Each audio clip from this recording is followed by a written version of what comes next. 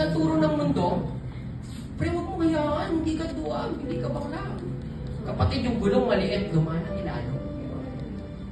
Pero yung turo ng Diyos, yung maliit na gulong, dapat putulin na yan. May palitan ng pag-ibig. Kasi alam niyo mga kapatid, tayo, bilang sinner, kaaway na talaga tayo ng Diyos eh.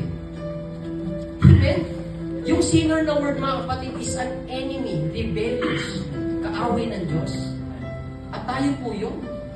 Pero anong sabi ng Diyos sa tinuro natin for the past 2 weeks?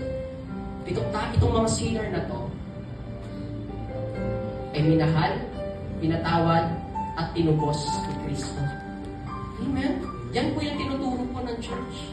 Ang ituturo ng lipunan, ang ituturo ng mga barkada nyo sa inyo, ay mga turong magdadala sa inyo sa kapahamakan.